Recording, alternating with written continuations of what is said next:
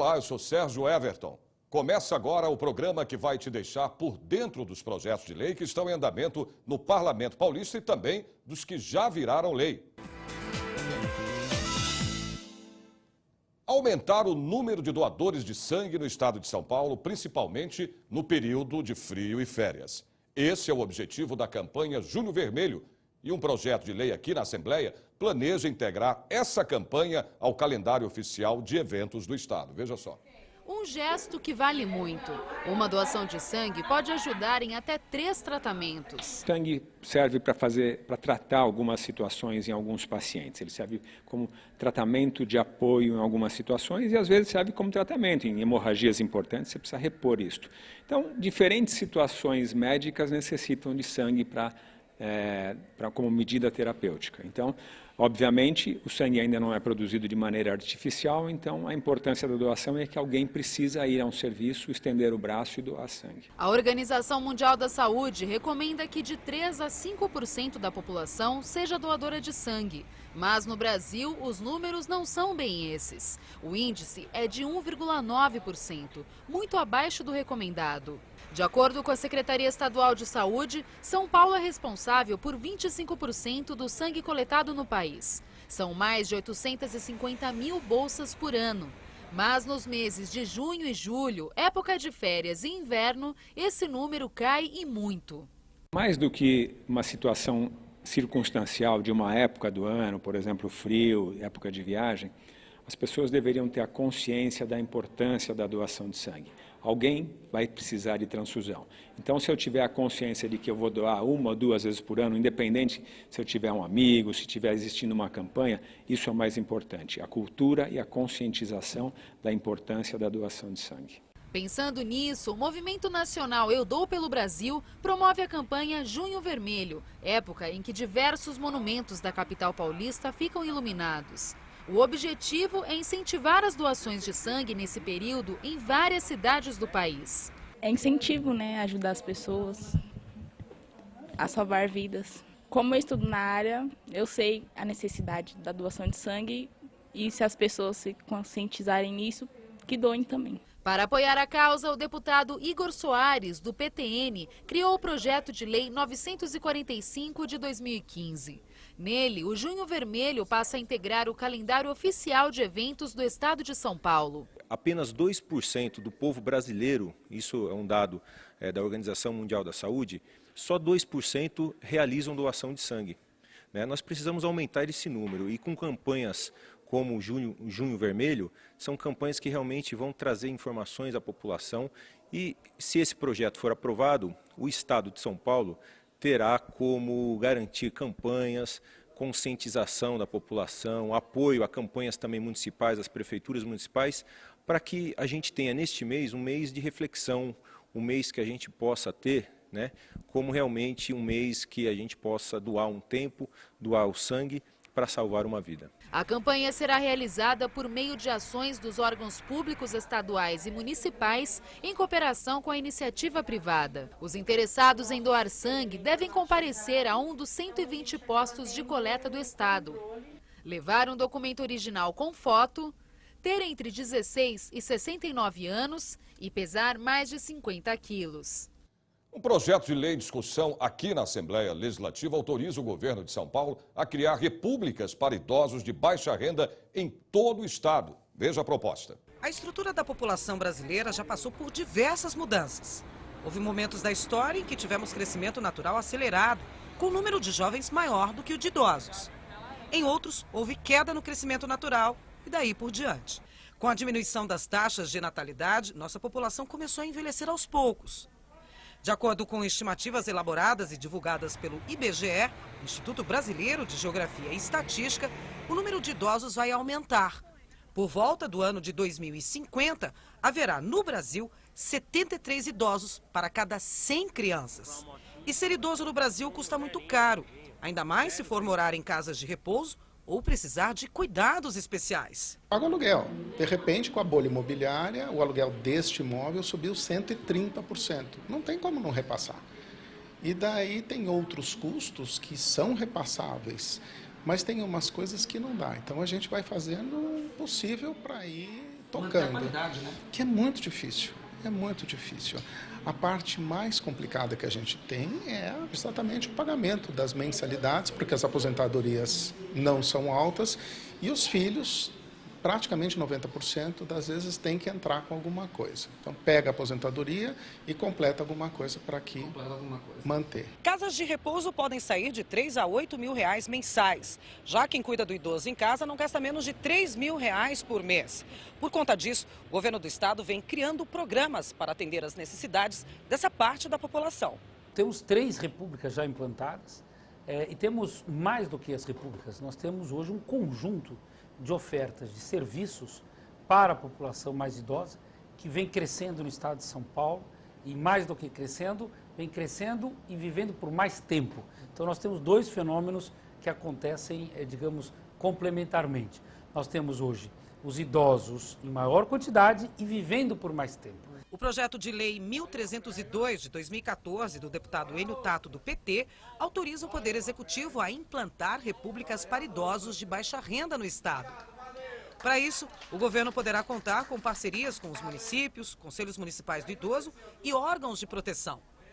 Os idosos que optarem por viver em repúblicas serão responsáveis pela sua casa e pagarão valor simbólico de aluguel. A intenção dessa República dos Idosos nos municípios que queiram implementar é uma parceria entre a União, o Estado e o município, para a gente criar um centro de convivência, um local que eles possam ter uma assistência social, assistência de médico relacionada aos idosos, né, que eles possam ter um local de convivência para eles se divertirem, para eles estudarem, para eles, enfim, ter todas as necessidades que o idoso necessita nos dias de hoje, né? Então, essa iniciativa é de que o município muitas vezes não tem condições de implementar isso, né? Ou o Estado não tem condições, mas sim juntar as 3 esferas, né? Governo federal, governo do Estado e o município para atender essa população. O programa Projetos de Lei faz uma pequena pausa e volta depois do intervalo. Até já.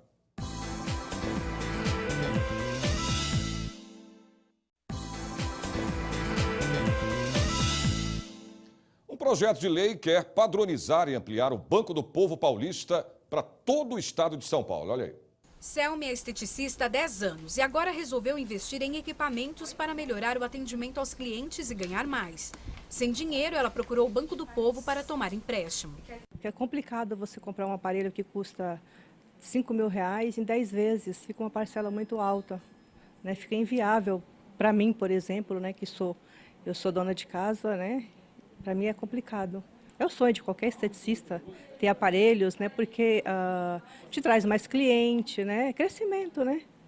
Crescimento. O Banco do Povo Paulista foi criado em 1998 para oferecer microcrédito para o desenvolvimento de pequenos negócios, formais ou informais, que podem ser pagos em até 3 anos. A taxa é de 0,35% ao mês. O crédito liberado vai de R$ 200 a 20 mil. Atualmente, o Banco do Povo está presente em 83% dos municípios do estado de São Paulo. A expectativa com o projeto de lei 1067 de 2014 é que o serviço esteja presente em todo o estado até o fim do ano. O objetivo do projeto de lei é ampliar, modernizar e padronizar todas as agências do Banco do Povo em todos os municípios do estado de São Paulo. 536 agências. Nós temos 109 municípios do estado de São Paulo que ainda não tem Banco do Povo. Temos 536 com a sua agência. Queremos que todos esses tenham a sua agência padronizada.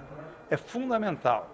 Em 2014, o Banco do Povo emprestou 225 milhões de reais para 37 mil beneficiados. É melhorar as condições para que as prefeituras parceiras do programa possam, de fato, levar a oferta de crédito através do Banco do Povo para cada empreendedor que é atendido pelo Banco do Povo, seja um produtor rural, uma costureira ou um pequeno comerciante, para que a gente possa atender de forma mais acolhedora, mais humanizada ainda esse cidadão e, ao mesmo tempo, oferecer aos nossos agentes de crédito também uma condição de trabalho ainda mais vantajosa, ampliando dessa forma a atuação do programa em todo o estado. O Banco do Povo já está lá em Tietê desde 2002, Nós já emprestamos através da nossa agência lá mais de R$2 milhões, R$2.100.000. Foram mais de 550 empréstimos até hoje. E desde que nós assumimos o ano passado, nós temos trabalhado muito para fomentar a atividade do Banco do Povo. Hoje ela funciona ainda numa parceria da Prefeitura com a Associação Comercial, funciona junto com a Associação Comercial, mas nós estamos trabalhando para no ano que vem inaugurarmos a agência do Banco do Povo em Tietê. O Banco do Povo no município de Euclides da Cunha tem pouco mais de 1 ano e meio e a prefeita ressalta os benefícios do serviço. Já é visível as mudanças na parte do comércio, na área rural, a gente vê que eles conseguem ali investir, a parte do comércio, as fachadas, os empresários conseguem estar mudando, estar modernizando, então é ótimo. O pessoal da área rural, Euclides tem 12 assentamentos, então é um município onde que a área rural é aproximadamente 50%. E aí eles conseguem comprar a vaca leiteira, que vai melhorar a produção de leite, melhorar consequentemente a geração de renda. Então isso é ótimo. O glaucoma é a segunda maior causa de cegueira não reversível no mundo. A doença atinge cerca de 1 milhão de brasileiros. O projeto do deputado Gil Lancaster, do Democratas, institui a Semana Estadual de Prevenção e Combate ao Glaucoma para informar a população sobre os riscos da doença. O glaucoma é a segunda maior causa de cegueira não reversível do mundo. Para informar melhor a população sobre a doença que atinge cerca de 1 milhão de brasileiros, o deputado Gil Lancaster, do Democratas, apresentou um projeto de lei para a instauração da Semana Estadual de Prevenção e Combate ao Glaucoma. Dona Rosa está com 82 anos. Há cerca de 10 anos descobriu que tinha glaucoma e reconhece, deveria ter ido antes ao médico. Eu fiquei muito tempo sem vir ao oculista, né? Aí quando eu vim para fazer a operação de catarata, aí foi que eu fiquei sabendo que era glaucoma que eu tinha. Que eu recomendo para os meus 4 filhos, que vão sempre ao oculista, para não acontecer o que aconteceu comigo, né? Acima de 40 anos, o ideal é realizar uma consulta com o oftalmologista todos os anos. O glaucoma é uma doença que ataca o nervo óptico, explica a médica Márcia Marques. Basicamente, ele é classificado como primário ou secundário. O primário não se sabe a causa, tem vários fatores envolvidos, vários fatores de risco. E o secundário, o próprio nome já diz, ele é causado por alguma doença, ou um trauma, um acidente, uma doença reumatológica, uma infecção. Diferente da Dona Rosa, metade dos brasileiros que têm o glaucoma não foram diagnosticados. E os fatores de risco são muitos. Uma pessoa que tem uma história de aumento da pressão intraocular, que tem uma história de miopia na família e ele é míope, raça, a etnia negra tem uma maior chance de ter o glaucoma primário, antecedentes familiares eu já falei, história de hipertensão e diabetes, tudo isso entra num grupo que são os fatores de risco para o desenvolvimento da doença. O diagnóstico é realizado por meio de vários exames, como a medida da pressão intraocular e a observação do nervo óptico. Anualmente é importante ela procurar um oftalmologista, não somente para ver óculos ou saber se ela enxerga bem. Então, numa consulta de rotina, é importante o oftalmologista avaliar o nervo óptico, fazer um exame de pressão intraocular. Para que pessoas como Dona Rosa sejam diagnosticadas o mais cedo possível e o índice de quem desconhece a doença seja reduzido, o deputado Gil Lancaster, do Democratas, propôs a instituição do projeto de lei 634 de 2015, que institui a Semana de Prevenção e Combate ao Glaucoma. Nós vamos esclarecer da grande urgência da questão, quando começar a embaçar a vista, você começou a perceber que está perdendo a visão, corra, porque a doença é muito grave. E nós vamos lutar para, com essa semana de prevenção, que as pessoas tenham noção e tenham acesso também aos cuidados e ao tratamento do glaucoma. Você vai ver no próximo bloco novas regras para os animais nos transportes públicos e o que pode ser o fim dos cães de guarda. Nós voltamos já já.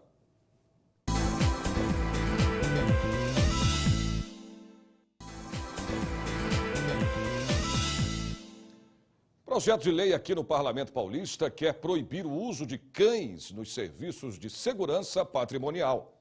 Uma das justificativas do PL é que os cães de guarda, como são conhecidos, não possuem laços de afetividade com o ser humano, por não terem um dono definido. Veja. Cuidado com os cães. Maia, 4 anos, Max, 2, parecem brincar com o homem. Parecem. Os grandões da raça Rottweiler não brincam em serviço. Isso mesmo, serviço. Maia e Max trabalham como cães de guarda e foram contratados para a tarefa de uma empresa de segurança patrimonial. Os cachorros estão sempre na companhia de um vigilante condutor durante o batente. A rotina de trabalho deles é fazer rondas e alertar sobre qualquer situação que possa colocar em risco o patrimônio que estão protegendo. Quando o cachorro ele identifica uma pessoa que ele não está habituado a ver, então ele dá um certo sinal, né? Ele dá um certo sinal. Foi o que ele fez agora, né? É o que ele fez agora. Dá um certo sinal, então é esse sinal que a gente, né, tem como uma atitude suspeita, né? Maia e Max podem perder o emprego porque um projeto na Assembleia Legislativa visa proibir os serviços de segurança patrimonial com o uso de cães. Uma das justificativas do projeto é que os cachorros usados para esse fim não possuem laços de afetividade com o ser humano, por não terem um dono definido. Hoje, esses animais estão sendo tratados como coisas, né? Eles colocam os animais aí sob risco de vida, eles podem ser envenenados, podem ser mortos para o meliante para poder entrar e fazer o furto, o roubo. E também está gerando um certo desemprego. Eu acho que se as empresas colocarem ali câmeras, alarmes, eles terão muito mais sucesso e não colocarão o risco de pessoas, o risco de vida das pessoas. Na Grande São Paulo, cerca de 600 cães são usados por empresas de segurança patrimonial que locam os animais de canis especializados em treinar os cachorros para o trabalho. O setor defende a atividade e apoia a regulamentação do uso de cães. Os cães que trabalham na segurança privada regular, eles são muito bem tratados. Eles são fiscalizados pelo vigilante que o conduz, eles são fiscalizados pelas empresas que contratam e pagam, e eles são fiscalizados pelos clientes tomadores do serviço. Os clientes que usam esse serviço, quando contrata, ele já especifica regras de controle e regras de respeito aos animais. Isso é muito comum, isso é um processo que acontece no sistema já há muito tempo. Esses serviços eles acontecem no Brasil há mais de 40 anos. O pitbull Tobias, de 6 anos, fazia a função de cão de guarda em um ferro velho de São Paulo, até o dia em que foi resgatado por uma organização de proteção aos animais e hoje tem uma família.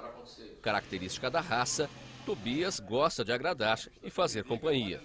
O Tobias passou pelo menos a metade da vida trabalhando e desde que chegou aqui na casa do André, a cada dia vem aprendendo mais sobre o convívio familiar. Como é que era o cão que chegou de uma situação de trabalho e o Tobias hoje integrado com as pessoas da casa? Bom, o Tobias se mostrou agradecido, um pouco triste no começo, mas logo depois começou a se ambientar a casa, ao ritmo da casa, aos horários da casa. E se mostra um cão agradecido, extremamente dócil, calmo. Acho que a gente tem que ter a decência de pelo menos deixar esse lucro, né, essa busca do lucro desacerbado, pelo menos entre a gente ditos racionais, né, deixar os animais ditos irracionais de lado, né, pelo menos essa decência o ser humano tem que ter, né. Porque isso basicamente é isso. Imagina, um cão o cão não vai te cobrar direitos trabalhistas nenhum, né? A única coisa que ele te cobra é um pouco de carinho e alimentação. O projeto de lei do deputado Celino Cardoso, do PSDB, que tramita aqui na Assembleia Legislativa, cria regras para o transporte de animais de pequeno porte em trens, metrôs e ônibus intermunicipais no estado. O melhor amigo do homem vem ganhando cada vez mais espaço. O Brasil é o 4º país do mundo com maior número de animais de estimação. São mais de 106 milhões. A proximidade com os animais, que muitas vezes são verdadeiros companheiros, vem fazendo a sociedade se adaptar à presença deles. Em alguns shoppings e restaurantes, já são bem-vindos. Júlia faz parte desse grupo. Ela é a dona do Tango. O passeio diário é sagrado, mas quando precisa levar o bichinho para algum lugar... A gente não tem carro, então fica bastante complicado transportar para ir num veterinário, nos finais de semana, quando a gente quer ir num parque, ou então quer fazer um programa diferente com a família, muitas vezes a opção é deixar ele em casa, e principalmente porque não tem como transportá-lo, porque é bastante complicada a logística para levar de um lugar para o outro. Esse é um dos pontos que levou à criação da proposta de lei do deputado Celino Cardoso, do PSDB. São Paulo está ligado a Guarulhos, a Osasco, a São Bernardo do Campo, a São Caetano, né? Então, hoje pode transportar dentro da cidade, mas não pode transportar no transporte intermunicipal. Então, acredito que seja realmente uma medida urgente para que a gente possa, realmente, a pessoa possa transportar o seu animalzinho de estimação para qualquer parte aí dentro do estado de São Paulo, né? Se for aprovada, animais domésticos de pequeno porte poderão ser transportados em trens, metrôs e ônibus intermunicipais. Eu sou a favor, desde que realmente as pessoas tenham assim uma noção, que seja bem regulamentado, porque para não atrapalhar. Cada um no seu lugar, animal no seu lugar e pessoas em outro. Se tiver um local só para eles no metrô, tudo bem. Agora, misturar gente com animal, eu não acho legal, não. Eu tenho uma bebezinha de 3 meses, uma Shih Tzu, né? Que eu ganhei, eu sou apaixonada, né? E eu perguntei no metrô se eu pudesse levar no metrô dentro da caminha, sabe aquelas bolsinhas, né? E o rapaz falou que não, que é proibido. Enquanto o metrô não está liberado para os bichinhos, os paulistanos já têm uma outra opção para transportar os animais de estimação. São os ônibus municipais. Essa lei foi aprovada em março desse ano e tem as mesmas regras a serem seguidas. O animal precisa pesar até 10 quilos, precisa estar em uma caixa apropriada e pode utilizar o transporte apenas fora dos horários de pico. Já vi. Já vi. Passarinho, gato, cachorrinho, de pequeno porte, né? Mas já existe. Nunca vi ninguém usando ônibus aproveitando dessa nova determinação, que já não é mais tão nova. Enquanto os paulistanos vão se adaptando ao transporte dos animais de estimação nos ônibus municipais, fica a expectativa pela aprovação do projeto de lei do deputado Celino Cardoso, que tramita aqui na Assembleia Legislativa. Lito é presidente da ONG Natureza Informa e vê o quanto a medida vai trazer benefícios aos donos dos animais. É legal que seja garantido o direito de ir e vir das pessoas e de seus animais. Eu, como biólogo, pensando no bem-estar do animal, né, é bacana que a gente garante que ele tenha uma viagem mais curta, né, porque o metrô é muito mais rápido, né, ele tem uma viagem mais curta e cause menos estresse ao animal. Eu sou a favor, porque aí elas podem colocar na bolsinha e elas vão comigo, a Belinha e a Meg. O programa de hoje chegou ao fim, mas temos um novo encontro na próxima semana com projetos de lei. Obrigado pela sua companhia e até lá.